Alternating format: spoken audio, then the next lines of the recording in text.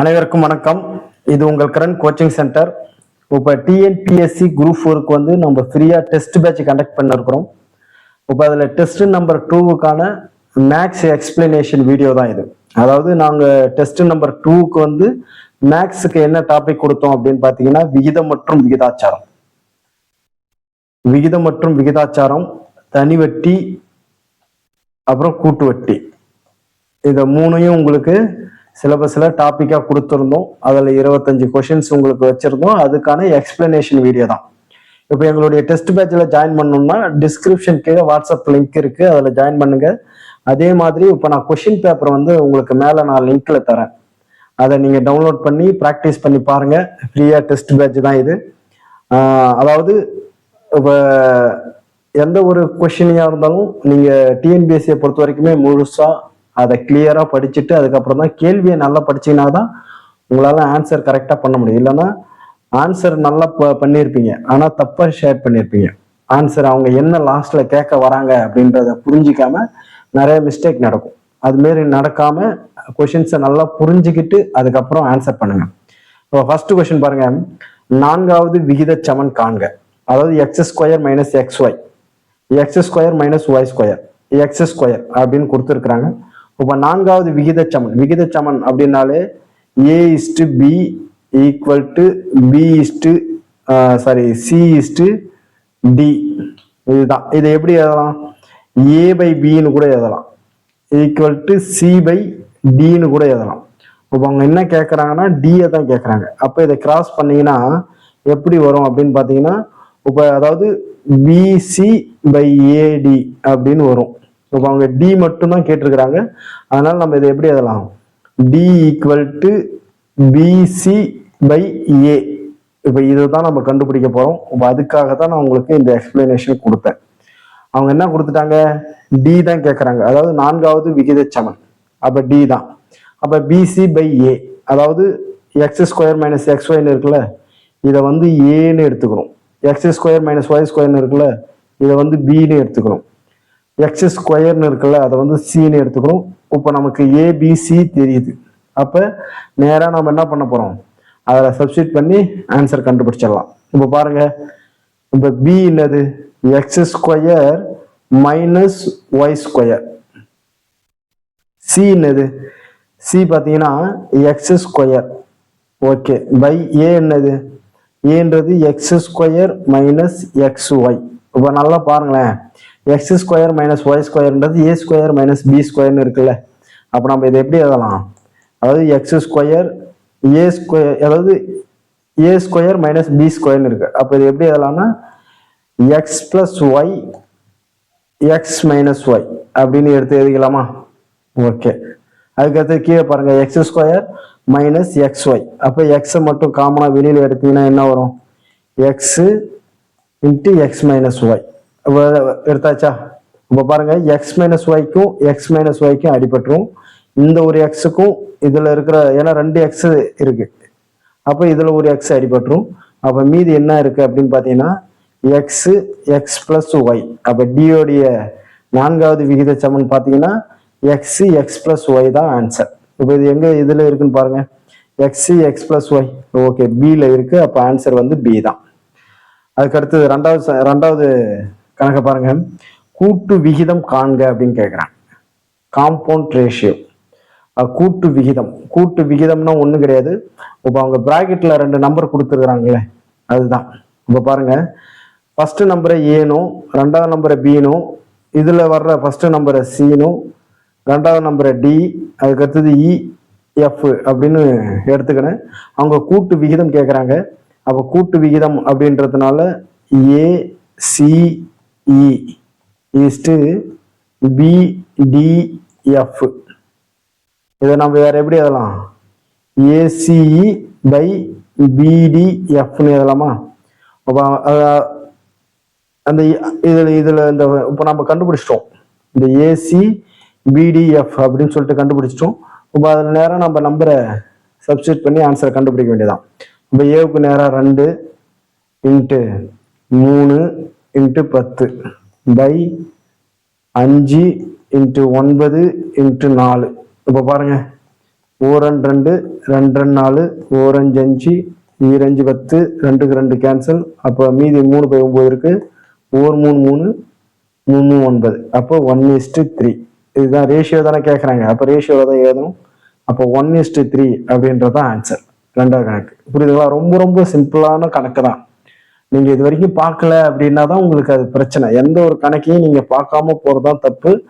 எல்லா கொஷின் மாடலையும் நீங்க ப்ராக்டிஸ் பண்ணிக்கணும். இப்போ கூட்டு விகிதம் அப்படின்னா ஒன்றும் கிடையாது. அவங்க கொடுத்துருக்கிற நம்பர்ல நம்ம ஃபர்ஸ்ட் வர்றதெல்லாம் ஒரு ஒரு தனி சைடாகவும், அடுத்து செகண்டா வர்றத ஒரு தனி சைடாகவும் எடுத்து நீங்க அந்த நம்பரை டிவிஷன் போட்டு அடிச்சீங்கன்னா ஆன்சர் வரும்.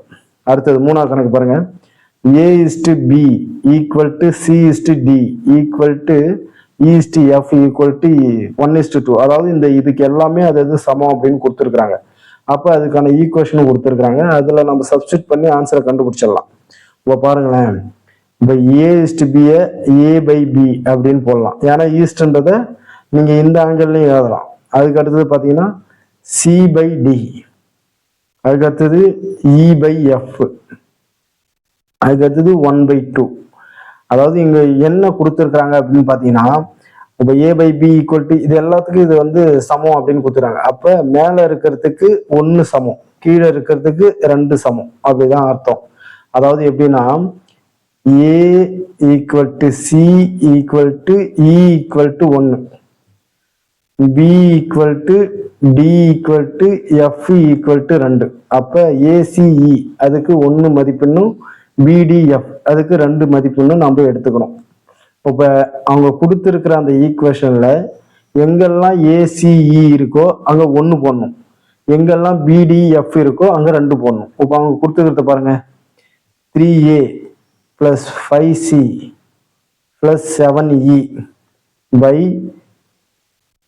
3B + 5D + 7F. நானும் சொன்னேன் ACE இங்க இருக்கிற இடத்துலலாம் 1 போட சொன்னேன். அப்ப ACE இருக்கு. அப்போ 1 போட்டு பெருக்கிறீங்கன்னா அதே நம்பர் தான் வரும். எப்படி வரும்னா 3 + 5 + 7 போட்டாச்சா?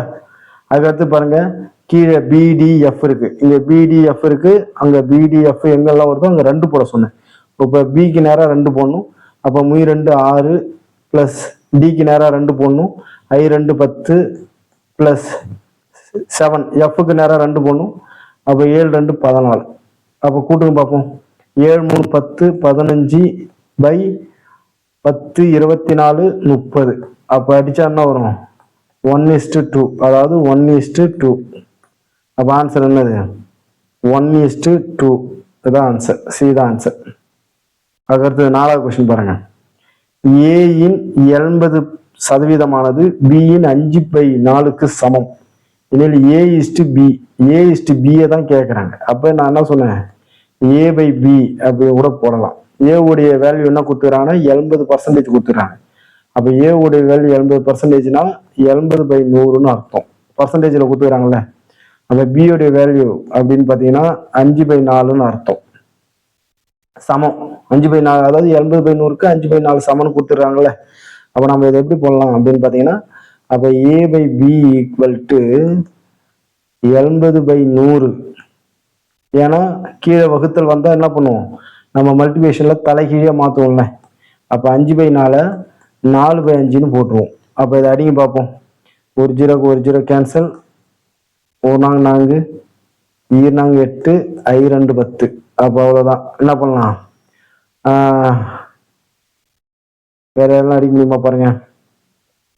3 4 சாரி 4 2 8 4 2 8 I2 10. அப்போ 4 16/25. அப்போ 16:25. A/B equal to 16/25. அப்போ இதோடைய தலைகீழ் பார்த்தீங்கன்னா A உடைய வேல்யூ 25ம் B உடைய வேல்யூ 16ன்னு கிடைச்சிரும். அப்போ இதுக்கு ஆன்சர் என்னது? 25:16. ஆப்ஷன் A தான் ஆன்சர். இப்போ நீங்க கடைசியா கண்டுபிடிச்சிட்டு அப்படியே 16:25ன்னு போட்டக்கூடாது. அதோடைய தலைகீழே எடுத்து தான் போடணும். அதுக்கு அடுத்த கணக்கு பாருங்க. இரு எண்களின் விகிதம் 3:4. அவ்விரு எண்களின் பெருக்குத் தொகை 300 எனில் அவற்றில் பெரிய எண் யாது அப்படின்னு கேட்கிறாங்க. ரெண்டு எண்களுடைய விகிதம் வந்து 3:4 கொடுத்துறாங்க. அதோடைய பெருக்கு தொகை பார்த்தீங்கன்னா 300. அப்போ என்ன பண்ணலாம், ஈஸியாக பெருக்கிடலாம். எப்படி பெருக்கலாம்னா இப்படி எக்ஸில் வச்சு பெருக்கினீங்கன்னா ஒன்றும் ஈஸியாக இருக்கும்.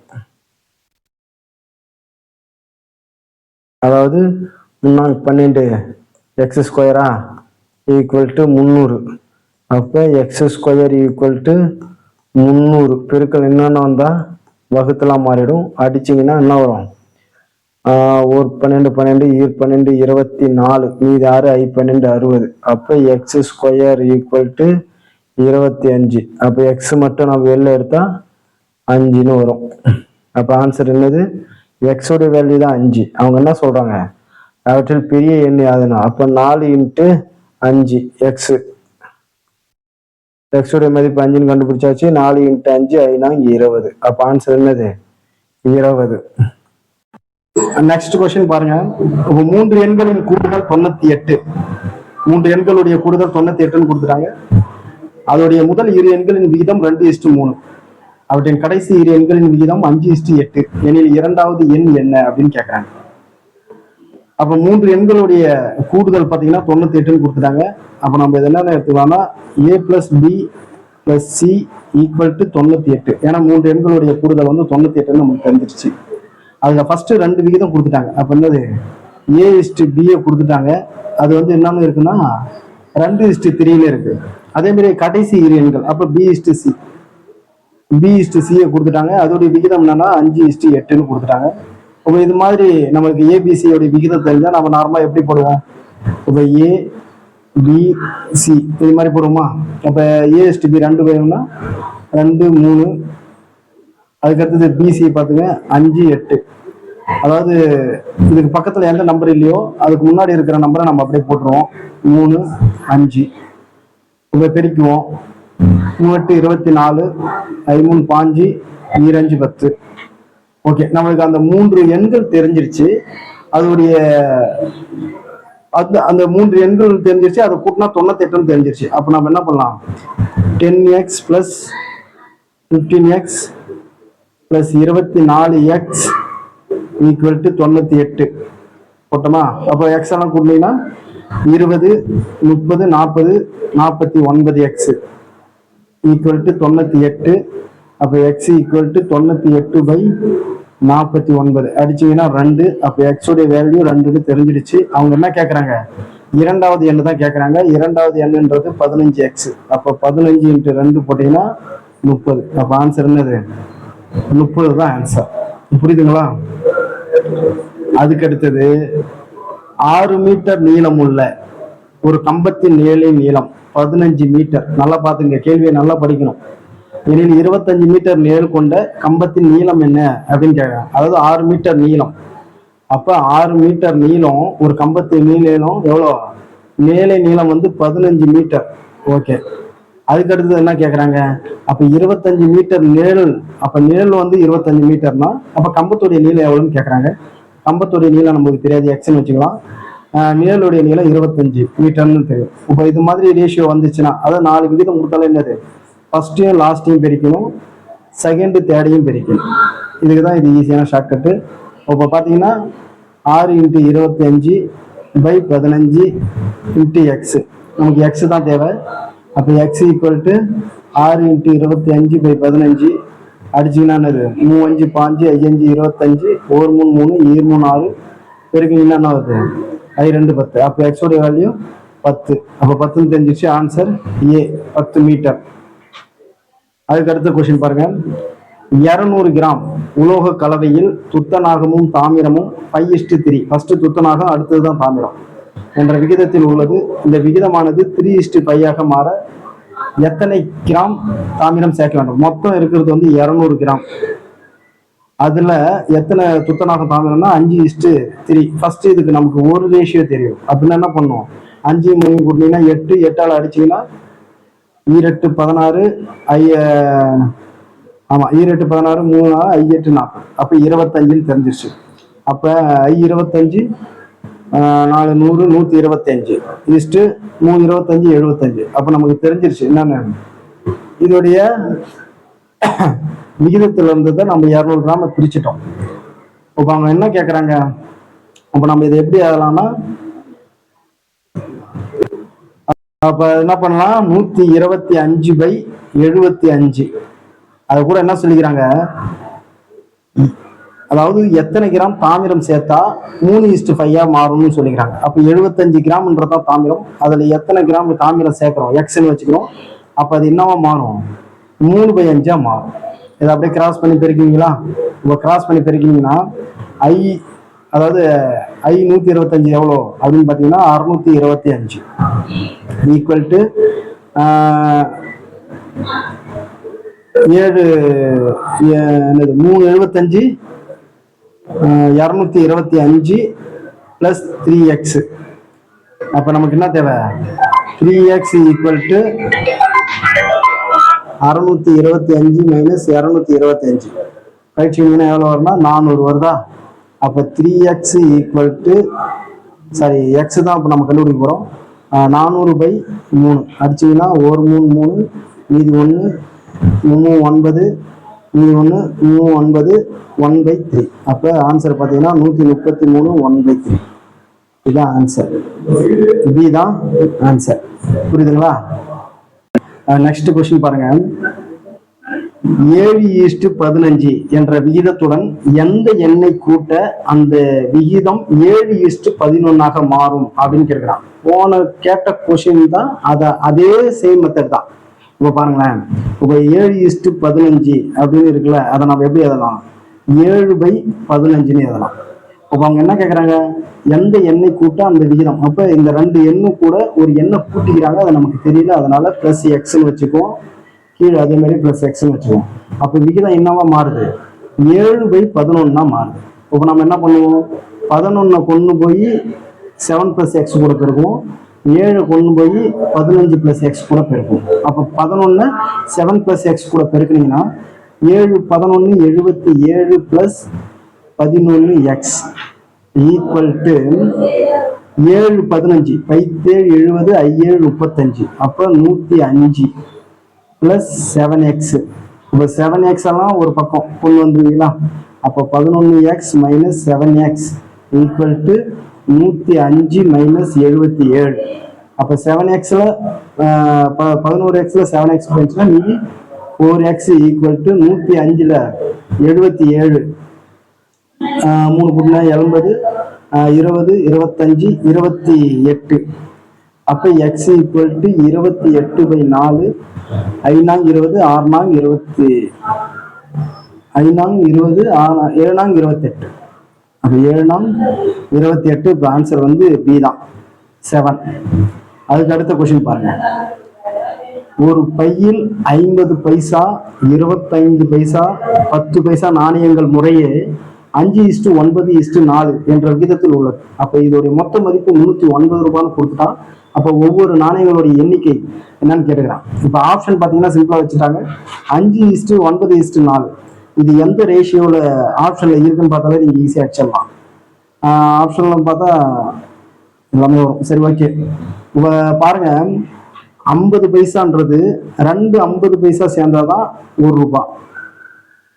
1 ரூபான்றது 100 பைசா. அப்ப 2 50 பைசா சேர்ந்துதான் 1 ரூபாய். அதே மாதிரி 25 பைசான்றது 4 25 பைசா சேர்ந்தாதான் 1 ரூபாய்.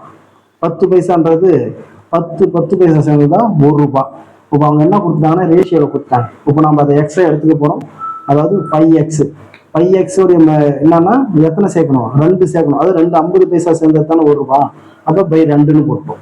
அதே மாதிரி பாருங்க, பிளஸ் 25 பைசா. அது எத்தனை ரேஷியோல இருக்குன்னா 9x. இப்போ அது எத்தனை காயின் சேர்த்தா 1 ரூபாய்னா 4 25 பைசா சேர்த்தா 1 ரூபாய். பிளஸ் அடுத்தது 10 பைசா. 10 பைசான்றது 4x. அதாவது 4 ரேஷியோல கொடுத்துக்கிறாங்க. அப்போ அது எது 10 சேர்ந்தா கிடைக்கும். இதெல்லாம் சேர்ந்ததுதான் மொத்தம் எவ்வளோன்னா 309 ரூபாய். இப்போ நம்ம இது மாதிரி பிளஸ் வந்தா என்னது, கீழே இருக்கிறதுக்கு எல்சிஎம் எடுப்போமா, அதாவது பகுதியில எல்சிஎம் எடுப்போம். இப்போ 2 4 10ன்னு இருக்கு. எல்சிஎம் பொறுத்த வரைக்குமே பெரிய நம்பர் எதுவா இருக்கோ அதை வச்சு நம்ம எல்சிஎம் எடுக்கலாம். இப்போ 10ன்னு இருக்கு. இப்போ 10 வந்து 2ல போகும், ஆனால் 4ல போகாது. அப்போ 10உடைய மடங்கு பார்க்கணும். 10உடைய மடங்கு அடுத்தது 20. 20ன்றது 2ல போகும், 4லையும் போகும். 5 20. அப்போ 20 தான் எல்சிஎம். அப்போ 20 20ல் எத்தனை 2 இருக்குன்னு பார்த்தீங்கன்னா 10 2 இருக்கு. அப்போ 10 × 5 50x பிளஸ் I நாங் 20. அப்போ 5 4 இருக்கு.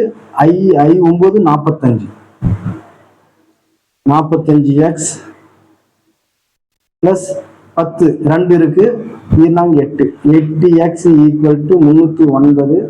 இப்போ என்ன பண்ணுவோம், எக்ஸ் எல்லாம் ஒரு பங்கு போட்டுக்கும், இந்த 20 என்னென்ன போயிடும். அப்போ எக்ஸ் எல்லாம் கொடுத்தீங்கன்னா 50 95 95 100 103.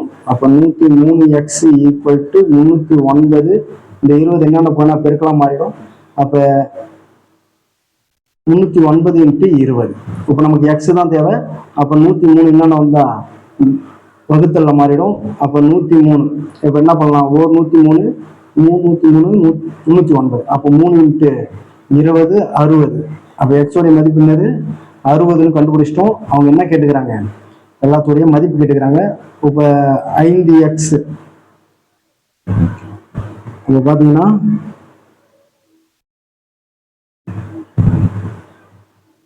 இப்போ பாருங்க 5xல நம்ம 60 கூட்டுங்க, 5×6 30 300. அடுத்தது பாருங்க 9x 9xல 60 பெருக்கினீங்கன்னா 9 45 6 9 54 540. அடுத்தது 60 4xல போய் பெருக்குங்க, 6 நாங்க 24. அப்போ 240. அப்போ நம்மளுக்கு ரேஷியோ எப்படி கிடைக்கணும், மொத்த நாணயங்கள் 300 540 240.